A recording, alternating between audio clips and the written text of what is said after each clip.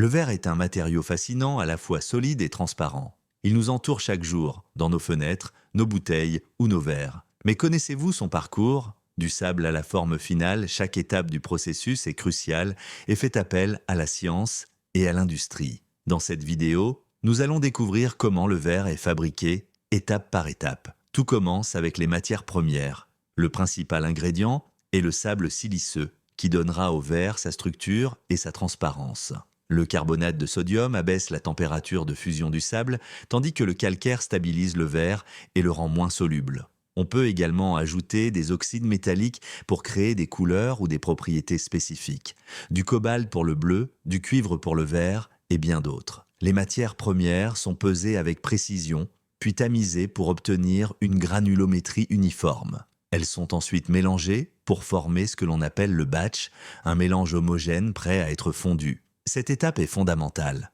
Un batch mal mélangé peut entraîner des bulles, des impuretés ou des défauts dans le verre fini. Les opérateurs vérifient de souvent la composition chimique et ajustent les proportions pour garantir un produit de qualité. Le batch est ensuite chauffé dans un four à 1400 à 1600 degrés Celsius.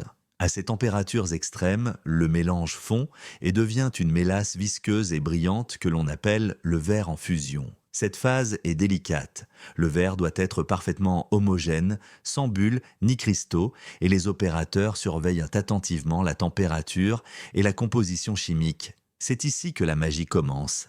Un simple mélange de sable et de minéraux devient un liquide lumineux, prêt à être transformé en objets utiles. Une fois fondu, le verre est affiné et homogénéisé. Cette étape permet d'éliminer les bulles d'air et de créer une matière parfaitement uniforme. Selon la qualité souhaitée, certains verres subissent un traitement supplémentaire pour éliminer les impuretés microscopiques. Un verre bien affiné sera plus solide, plus clair et plus facile à transformer. Le verre peut ensuite être mis en forme selon sa destination.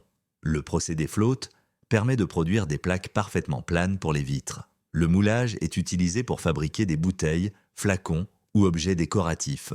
Le soufflage permet de créer des formes creuses ou artistiques, souvent à la main ou à l'aide de machines automatisées. Chaque technique demande précision et savoir-faire, car le verre reste très chaud et fragile pendant la transformation. Une fois façonné, le verre est refroidi progressivement dans un four de recuit. Cette étape est essentielle pour relâcher les tensions internes et prévenir les fissures. Le recuit peut durer plusieurs heures selon l'épaisseur et le type de verre. C'est ce processus qui transforme un verre fragile en un produit solide et durable. Enfin, le verre est découpé, poli et inspecté. Chaque pièce est contrôlée pour sa transparence, son épaisseur et sa solidité. Les verres spéciaux, comme les vitrages trempés ou colorés, subissent des tests supplémentaires pour garantir leur sécurité et leur esthétique. Et voilà, du sable à la fenêtre ou à la bouteille, le verre est prêt à être utilisé dans notre vie quotidienne. Chaque objet raconte l'histoire d'un matériau ancien transformé grâce à la science et à l'industrie moderne. La fabrication du verre combine science, précision et patience à chaque étape.